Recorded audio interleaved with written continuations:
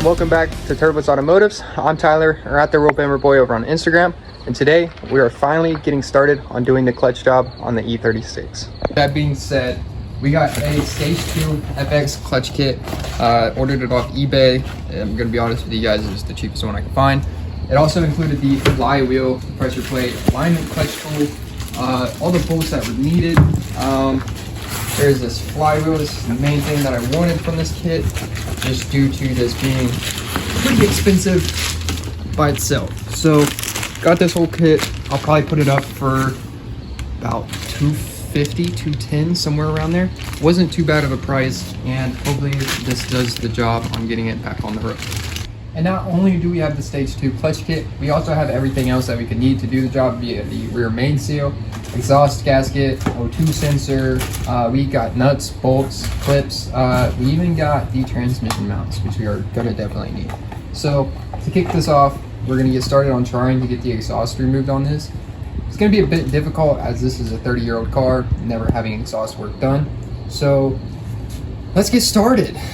We actually do get started. This is going to be an E36 1995 318i, as you guys probably know, 5-speed manual. And there's a lot wrong with it, as you guys can see, but we're going to start off with doing the clutch job just to try to get it back onto the road. Hopefully in the long run we'll have it pretty much a drift car. Okay, and now to get started, we're gonna remove these bolts, but first we're gonna want to spray some PD plaster all over them.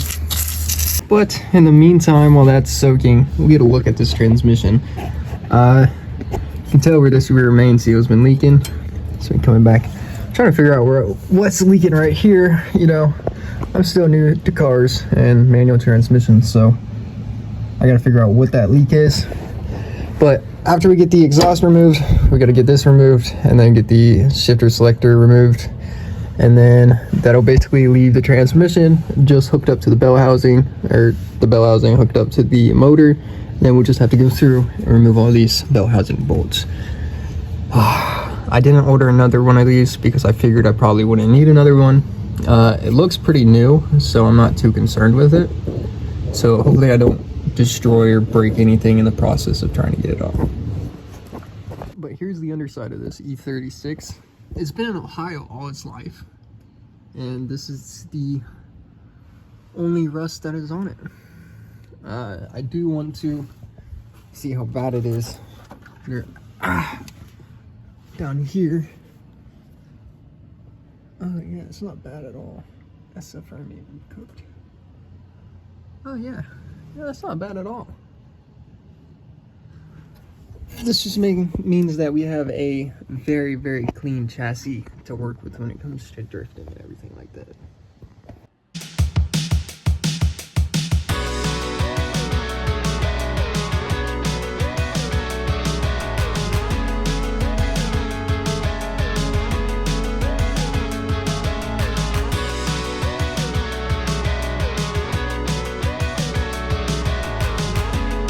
So we got one of these bolts.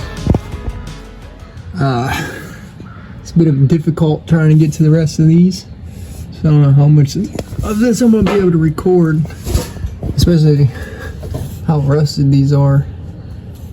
Worst comes to worst, I might just have one of my friends come over here that's really good at getting these bolts off and just have him do it. But with that being said, it'd probably take me just a couple more minutes to try to get this, so we'll see. I'm going to have to beat this one on there, try to get it to sit properly. And then I also got to throw another extension on here, and then it should be good to spin this one off. Okay, and just like that, best case scenario happened. The bolt broke. Instead of it stripping off, it broke. The second one broke. So 2 more to go, and then exhaust will be off. Okay, so it's a bit of a different day. We ended up getting the exhaust off. I think the last time that you guys seen, we were working on getting that off. We ended up getting that off, got the drive shaft off, got the cross member off, got almost all the bolts removed on the transmission, except for one. Sadly, we had to take apart the intake manifold to get to that bolt. It's on the starter. Hopefully, once we get that done, transmission will be free, and we will be able to continue on with this clutch job. So to continue on, this is as far as we've gotten so far. With the intake manifold, we've gotten the top part taken off, got the injectors, IAC valve, just basically everything. The intake is disconnected. Just working on getting the squid, situated. Gotta go through and organize all the wires, make sure that they're labeled. But then we should be good to remove this once I get that box figured out. Figured I'd show you guys this little drive shaft. It was a pain in the rear to get it out because of these 3 bolts, but we ended up getting it. Okay, so we finally got that one last bolt out. All we got to do now is just disconnect the transmission from the motor, lower it on down, and then replace the clutch, which this bolt has been a pain in the ass. We finally got it. It's been a 2 to 3 day long journey, but it is finally done. Because all of the finally got all this removed. As you guys can tell, inside of there, it is insanely dirty. I got the throwout bearing already taken off. But yeah, we finally got this removed. All we got to do now is just replace everything, get this put back into place, and replace the stuff that's inside of the motor that needs done. And we should have a really nice running E36 that's actually going to be worth something. And there's going to be a surprise at the end of this that I'm excited to share with you. Okay, so finally got the transmission removed, as you guys seen. Looking at the clutch through the pressure plate, I haven't got it removed yet, but you can see that it's an OEM BMW1 Luke. So this is probably a factory clutch with 192,000 miles on it. So we're replacing that, replacing the pressure plate, and replacing the flywheel, all with a stage 2 kit. So I'm excited to do that.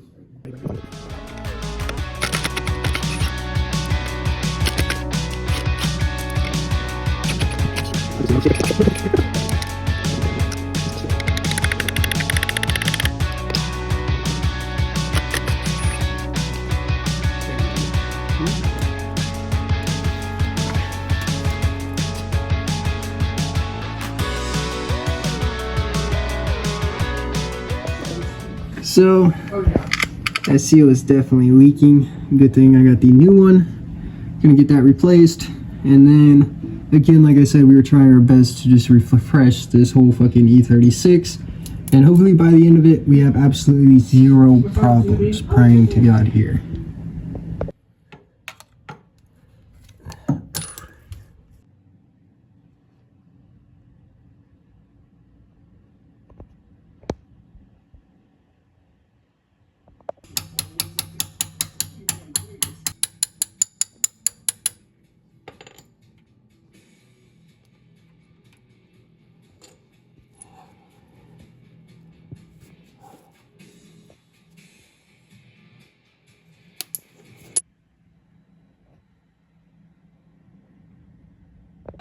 Okay, now I'm gonna be honest with you guys. I was not expecting that to work, but it in fact did work. So here's that little bread ball thingamabobber that it turned into.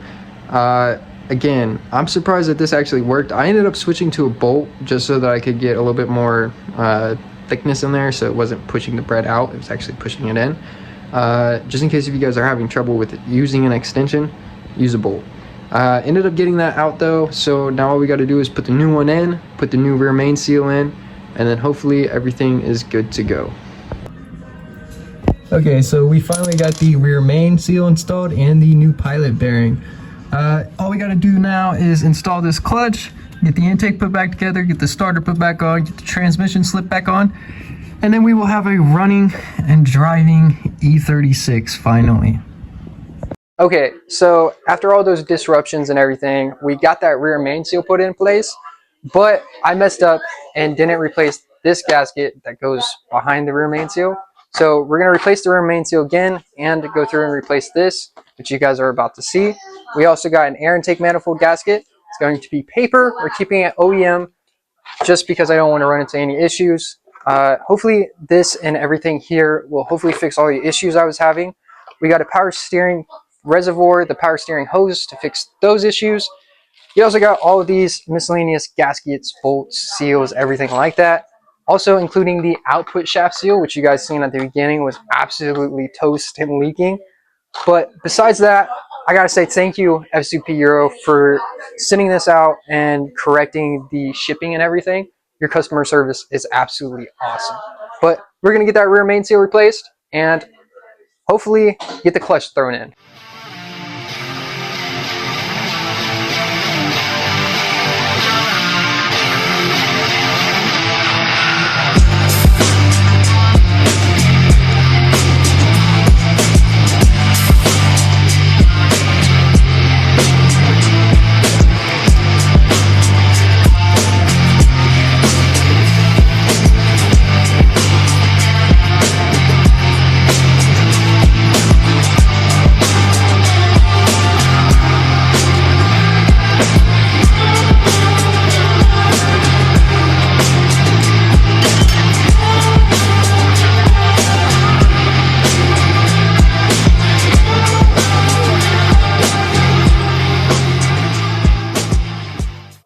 finally got this gasket installed back here. Sadly, in the process of taking this off, it tore this oil pan gasket. So now I got to replace this oil pan gasket. Fun days, but at least every seal on this motor, at least that I can touch on the outside, will be replaced, minus the piston rings and the valve cover gasket and stuff like that. But we'll get all this put back together and then take off that oil pan and then replace it. I might just raise the motor up and just do it that way. We also got that 17 millimeter bolt replaced with the bolt that needs to be here. So we'll have the proper starter bolts. All these bolts will be proper. Again, this car is going to be 100% correct and right.